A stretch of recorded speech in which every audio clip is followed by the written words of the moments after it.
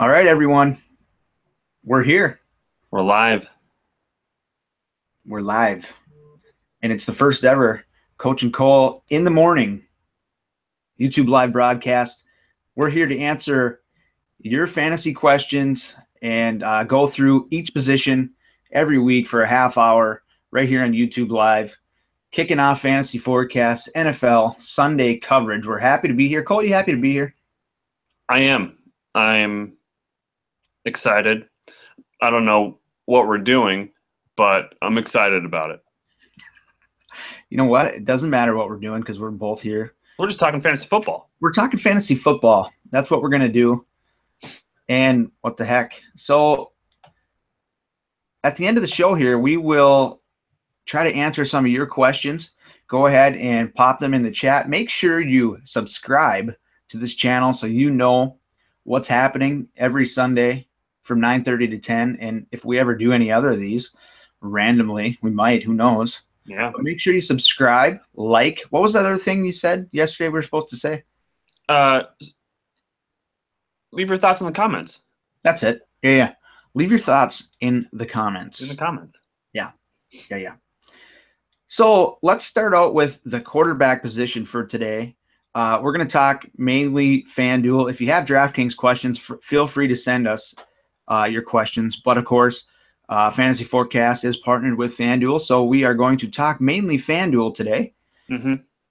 So let's start out, and I've got Pro Football Focus's projections pulled up. So I'm going to go through some of these quarterbacks based on their projections. We'll talk about how we feel and some guys that we like. So let's start out with the number one projected quarterback today, and that is none other than Aaron Rodgers. I hope so. And he's projected for 21.3 points on Pro Football Focus, FanDuel points, that is. And we take a look at Green Bay and Seattle, and they're playing at Lambeau. And everybody seems to automatically think, Cole, that, oh, God, it's Seattle's defense. And I just want to stay away from this because they're locked down. We know how good they can be. But again, like on the show, I talked about how you can't have this bias of the last few years. We have to think about what's happened lately. What have these guys done for us lately? Yeah. And we talked about it on the show. Aaron Rodgers has absolutely owned Seattle in their last two meetings, throwing for nearly 500 yards, 5 touchdowns, 0 interceptions. Last year, he scored 21 points, FanDuel points, 246 yards and 3 touchdowns, 0 interceptions. So it's not like he can't do it. Right. They're favored by 3. Green Bay is. They got a 49, and the game has a 49.5 total, 26 projected points for Green Bay.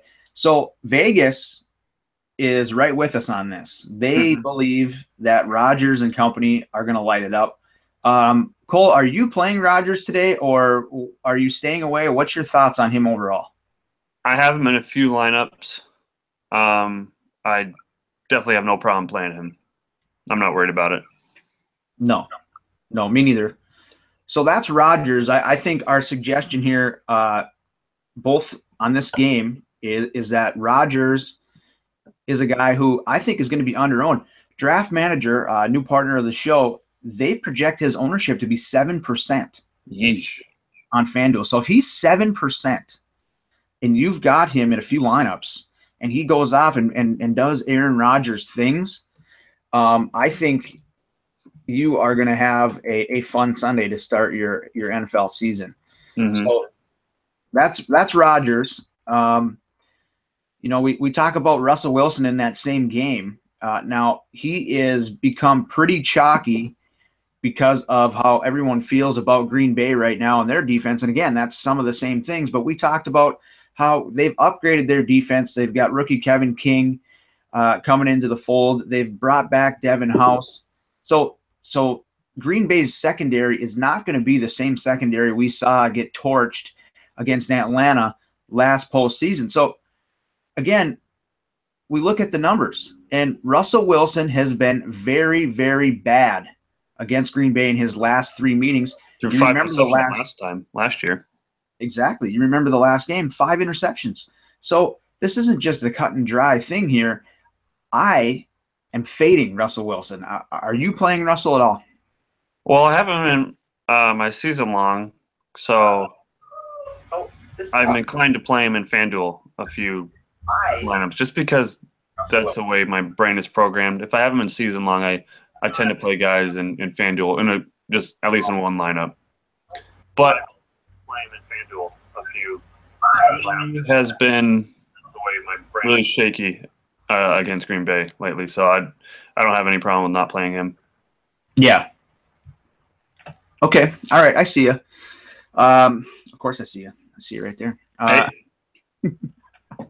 All right. Let's talk about Drew Brees. What are your thoughts on Drew Brees taking on Minnesota?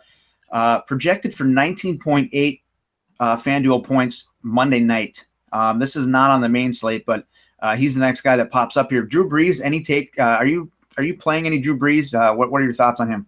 I'm not. If you remember for the show, I have him as one of my duds in our studs and duds segment. I just think playing on the road, which I know he's bad at because I had him last year, and against that Minnesota defense, I just think that without Willie Snead and without Brandon Cooks, obviously Brandon Cooks isn't there altogether. I just think he's going to have a tough time this week, and I'm going with that Minnesota defense. I think they're going to. So he's projected to get 19? Yeah, he's projected for 19. I don't know. I'm going like 15 and a half, 16. Okay, so you're going to take the under on that. Yeah. Yeah. I mean, I don't know. I'm not real high on Brees. A couple of people asked me about it. Drew Brees is Drew Brees. Michael Thomas is there. Willie Snead's suspension, I think, is going to hurt that team more than people realize. Yeah. He's one of the best route runners in the NFL. So for that reason alone, I'm a little shaky on Brees.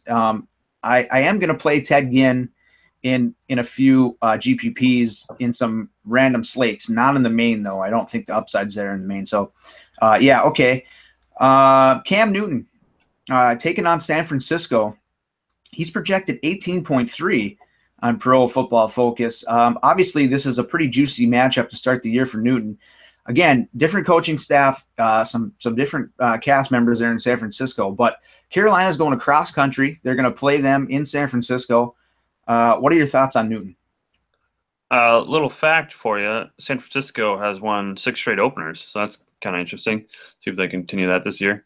I don't hate that matchup, though, with Cam against that defense. Their defense, they had a terrible run defense last year. If they can get the run game going, then that'll just help Cam in that passing game, in that play action, and working in those running backs. Well, Curtis Samuels, he's a wide receiver, but those kind of hybrid running back wide receiver guys that you can get the ball out to. Oh, exactly.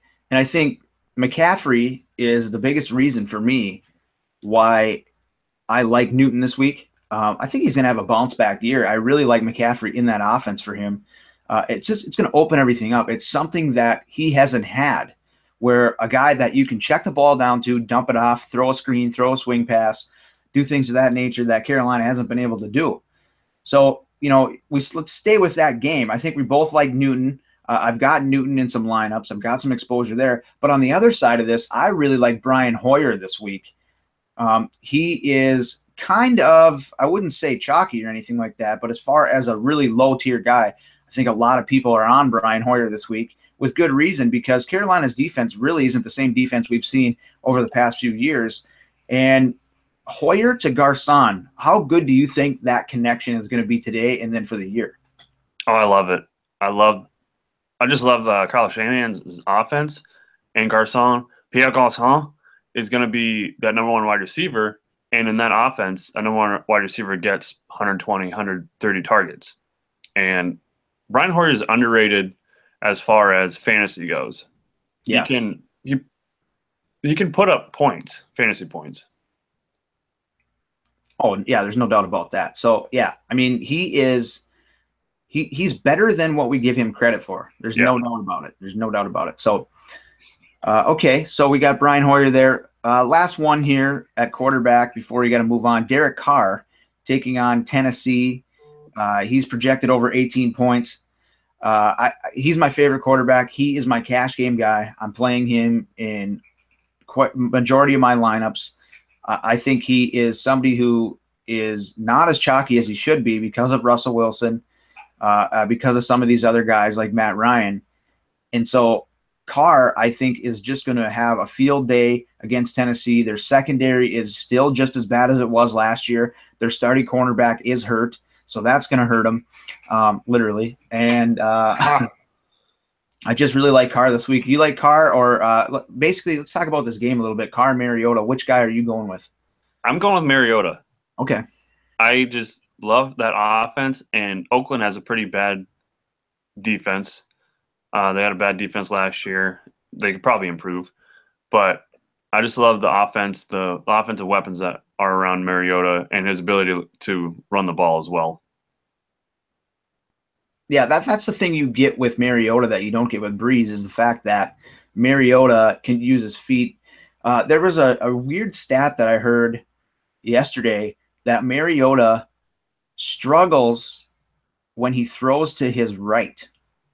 Some weird numbers. I mean, and it's over every season in the NFL that when he throws right, he really, really struggles. It's something that I don't have the numbers in front of me, but it was a weird stat that I saw. So Eric Decker predominantly has lined up on his left side in the small sample size we've seen with him in the preseason.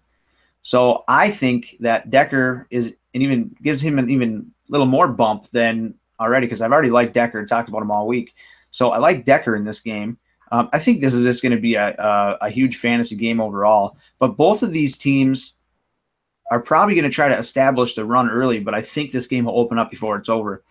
So, okay, good stuff there. Let's move on to running back. And obviously, we've got David Johnson, Le'Veon Bell, 1-2 this week. They're pricey on FanDuel, and it depends on how you want to build your lineups. But I think you're fine with either one of these guys. Which guy are you taking if you've got to choose between the two of them? My bias goes David Johnson because I've got him on a season long, so I'll go with him. But you can play either one of these guys pretty easily. There's a lot of cheap wide receivers that shouldn't be as cheap as they are, and Right. You can definitely work your lineup around these high-priced running backs, no problem. Right. That's the thing. Like, there's some guys are just completely underpriced, and I'm not sure exactly what the deal is there with the FanDuel pricing on some of these guys. We'll get into that later. But yeah, Johnson, Bell, I think it's close. Here's the thing I worry about Pittsburgh. Nobody's talking about this. They're on the road. And I know it's Cleveland, and they have dominated Cleveland over the past decade because who hasn't? But again, I want to stress the fact that Pittsburgh's on the road, and Big Ben is not the same quarterback on the road. Now, this is week 1, so it's not like these guys have been traveling all season. So I guess that's less of a factor. But again, if I'm going to pick between these two, I'm going with you. I'm going with David Johnson because I just think that in that Arizona offense, the way he is the shit. Yeah. He's going to continue to do David Johnson things. But either one of them are fine. I think if you have exposure to both, just cover your butt on this one and play both. But yeah, if I have to choose between one, it's Johnson. Ezekiel Elliott, what are your thoughts on him? I haven't been thinking a whole lot about him because we just thought he wasn't going to play. And then all this crazy stuff happens. Now he's going to play. New York Giants had the 3rd best run defense of anyone last season. Are you playing Elliott today at all? Well, when I broke down the game in our weekly show, like you said, Giants are 3rd against the run last year. And I looked up all their stats for every player in that game. And the Cowboys in general had some of the worst games of the season in both games against the Giants. Yeah. So I'm perfectly fine with just staying away from the Cowboys altogether because they did not do anything last year against them. So I don't see any reason why they would now. With I wouldn't say worse, but with just a different offensive line. Things got moved around. Right. Yeah, exactly. It's not the same offensive line. It's Doug Free is retired. There's been some moving around there. And then again, the Giants have a great run defense, and that's the team that Dallas had struggled against in the past recently with the same cast character. Yeah, so I'm with you. Um, I have Elliott in a hedge line. So what I like to do is play one line where everything that I've discovered in my research all week, I play one line that's exactly against it. Yep. So just in case. I'm playing up my duds in a lineup. All the duds that I had this week, Yeah. I'm playing them in a lineup. Yeah. It's a smart thing to do. It's a smart thing to do. So, okay, we're not really on Elliott. Jordan Howard taking on Atlanta. I covered this game on the show. I'm still in the same boat. I just wonder how long Chicago keeps it close. Atlanta's defense really improved over the course of the year. I don't think they're as bad as they were to start last year, but it remains to be seen. Obviously, they're going to feed the ball to Howard, but the thing about Atlanta is I believe that they are going to put 8 in the box, make Mike Glennon beat them, and if he can't do it, then there's no reason to believe Jordan Howard has a huge game. Are you on that boat too? Yeah, I'd agree with that because, I mean, what's the point of running the ball? Like, I mean, they're going to run the ball, but they're going to be down. They're going to need to pass. So yeah, exactly. Todd Gurley, he is I love it. Yeah, he's become pretty chalky right now, but I don't care. Yeah. He is in my cash lineup. Todd Gurley is going to destroy Indianapolis. That offensive line has improved. We talked about that on the show. Yeah, love Todd Gurley. Let's talk about Crowell, your guy, Isaiah Crowell, playing Pittsburgh. What do you think about this matchup? I love it, of course.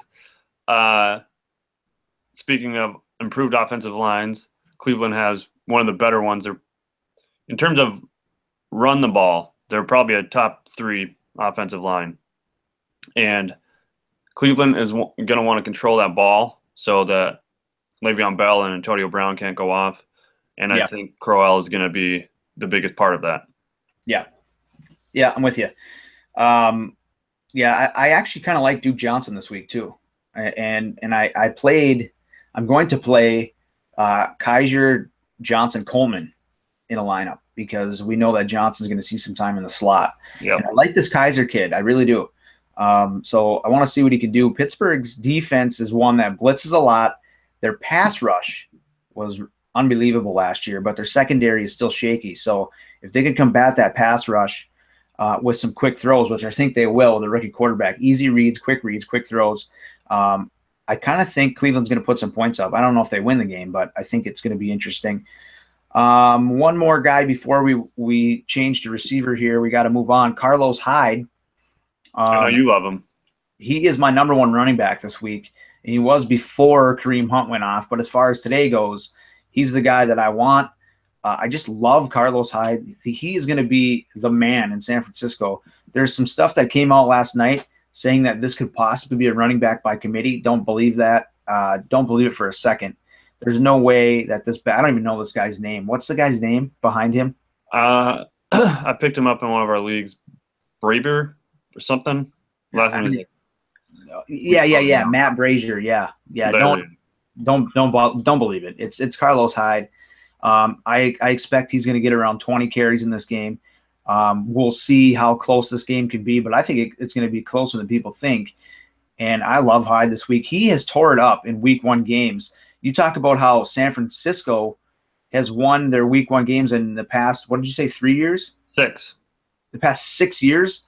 Okay, well, Carlos Hyde in recent years has been a big part of that because he has tore teams up in week 1. You remember that game against Minnesota a couple of years ago when he went off. And last year he had a great game too. So I like Hyde to start this one off. We got to move on to receiver now. Obviously, Julio Jones is my number 1 receiver this week. He's going to get Marcus Cooper. That there's no stopping Julio Jones this week if you're the Chicago Bears. But a lot of people say that Antonio Brown is the best play this week. Who's your top wide receiver right now? I don't even remember who I picked. I think it was Antonio, and then I had Julio. They could be 1A, 1B to me. It wouldn't Yeah. matter to me. Either one. Yeah. Yeah. I think you just cut out. Technical difficulties. Well, while you're figuring stuff out, I also like AJ Green. Baltimore has a bad. I wouldn't say bad, but I don't like their secondary. Des Bryant, don't like it. I don't like that game in general. The Giants and the Cowboys. I do love Jordy. If you can stack Jordy and Aaron Rodgers together, I think that's a great play. Let's see. I have DeAndre Hopkins as one of my duds. Don't like him this week. Let's see. Sammy Watkins, no thanks. I do think that I said there you're back. Okay. Okay, good. I did say that Goff and Gurley are going to go off this week, but I don't think Sammy Watkins is going to have a huge part in that. What are your thoughts on Alshon Jeffrey against that Washington defense? His first year in Philly. Well, Josh Norman is going to shadow him through this game. They already come out and said that. So that worries me a little bit. But Norman, if it's Odell Beckham, I like it because those two seem to just get up for each other, and Beckham usually gets the best of him, recently anyways. But that worries me a little bit. Wentz is really cheap on DraftKings, so I kind of like Wentz there. But as far as Jeffrey goes, I have no exposure to him, but I don't hate him. I just think at his price point this week, there is better plays. I mean, you talk about a guy like Kelvin Benjamin, who I think is in a better spot. There's so many guys in that low to mid tier this week at receiver. I mean, Garcon is 66. Yeah. Decker, your boy, is 65. Fitzgerald, 64. Marvin Jones, who's not probably a big pick, but he's 61. Macklin's 61. There's a good amount. Pryor, 62. I love Pryor. I love Pryor. I've got him in a bunch of lineups. Yeah, me too. I just dove into his stuff. He has the second best corner receiver matchup on the slate. He has a great matchup. Yeah. Just put out the Value Vault article right before we came on the air, Fantasy Forecast. Check that out. Talk about why I love Terrell Pryor today. Love Pryor. Green Bay receiver. Jordy for you. Okay, I think for me, I like Jordy. I've liked him less and less as the week's gone on, just because I like Randall Cobb a little bit more. And Cobb is going to be in the slot, as we know. And the Seahawks typically struggle with receivers with skill sets like him. They have long, lanky defensive backs besides Earl Thomas, but corners. And Cobbs is a guy that can give them some fits. He's going to go up against that rookie, and his name's slipping my mind right now. But Jeremy Lane, the other corner, and then that rookie, not very good. Yeah, exactly. So you're going to have Sherman, and he only stays on one side. So Green Bay is smart about mixing up the looks that they give them because they're not going to keep Jordy on the same side the whole time going against Sherman. Yep. So people are like, oh, no, you can't play Jordy because of Sherman. Well, he's not going to see Sherman coverage throughout the whole game. So I'm not even worried about that. But, yeah, Cobb for me out of the slot is a guy that I like. He's 5,900 on FanDuel. I mean, so you can go – that's pretty good. Yeah, you can go Rodgers, Cobb stack, and then you can get, a Greg Olsen at tight end. You can get your David Johnson at running back. And then with all these cheap receivers, there's so much you can do this week. I mean, but yeah, I like Cobb. You mentioned Larry Fitzgerald. It's week 1. You talked about it on the show about how this guy kind of declines as the year goes on. But he starts out a top 5 receiver for the first 5-6 weeks. Yeah, exactly. And he's taken on a Detroit secondary who is hit and miss. On paper, they're pretty good. But you look at the yardages, and they give up some yards. So it's an interesting one. I think, Fitzgerald's skill set matches Palmer's skill set. He can't throw far. He can't throw far. And Fitzgerald is a guy who racks up the yak, runs crisp, great routes, And even at his age and his lack of speed, he's still able to get open like a Jerry Rice used to do. So, I just think those two are a match made in heaven. So obviously, I think Palmer is going to target Fitzgerald heavily, and then he'll try to stretch the field with a John Brown, J.J. Nelson type guy, and you got everything underneath with David Johnson. I really don't know how Detroit stops Arizona today. So yeah, I like him. Let's talk about tight end real quick before we move on here and wrap this up. I think it's pretty cut and dry for me. If you are talking anything to do with the Monday night games, Kyle Rudolph should be your guy. He in the red zone, he's unbelievable. He had the second most red zone targets last season.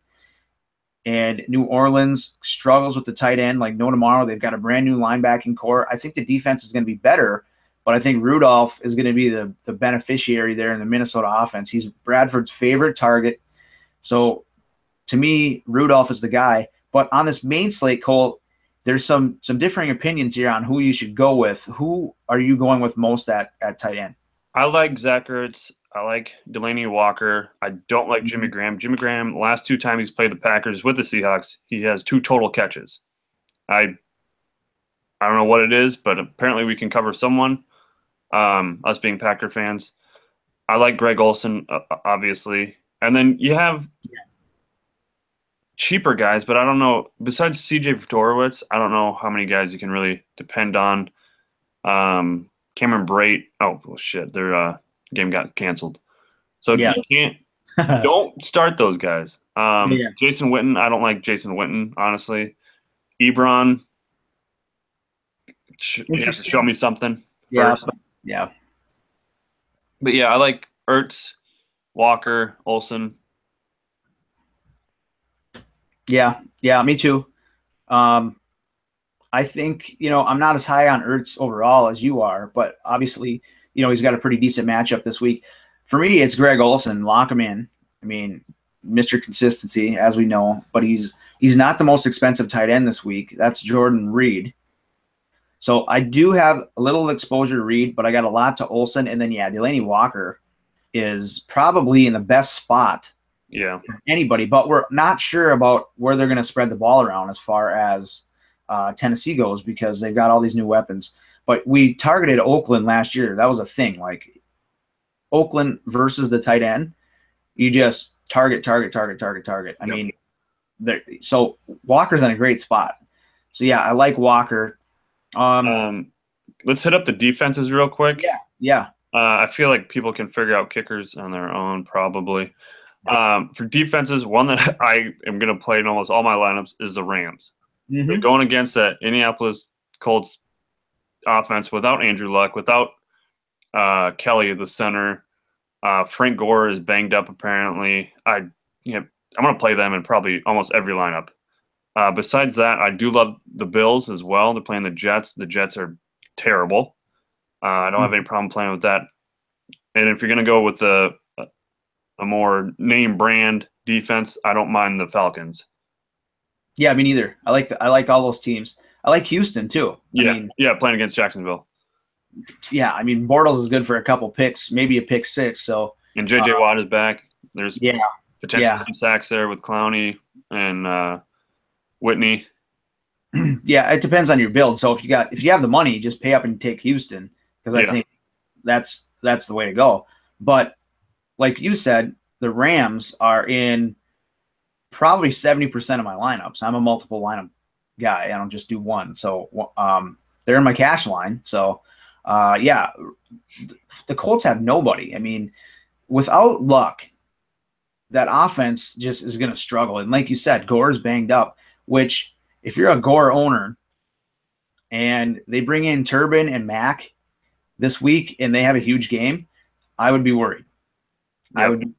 So, but I don't see it. I don't think Indianapolis is going to do anything. And I like the Falcons too, because Glennon, they're going to stack the box. If they make Glennon throw, this team is young. They're fast. They have a great pass rush. Sacks. I think there's going to be a few sacks in that game. So, I like the Falcons too. It's 10 o'clock. So we are going to wrap this thing up. And we're going to do this every Sunday, 9:30 to 10, just a quick little little show to get you primed up for the slate, get our last-minute thoughts out there. Fantasy forecast guys are going to continue this. Joe Metz, Ben Joyce, DFS Clutch Boy, all those guys over there. Their broadcast is live right now. They are starting. So make sure you go to Fantasy Forecast on Twitter and pop over to their live stream because they are up and running right now. So this is different. I kind of liked it. Yeah. Thanks for those of you who joined us. Let us know what you think in the comments. That's what you're supposed to do on YouTube, people. You're supposed to let us know in the comments. Subscribe, like, share. Yeah, there you go. All right. Coach and Cole show. Here we go. Or here we went. Here we went. See you later. See you later. Let's win some money.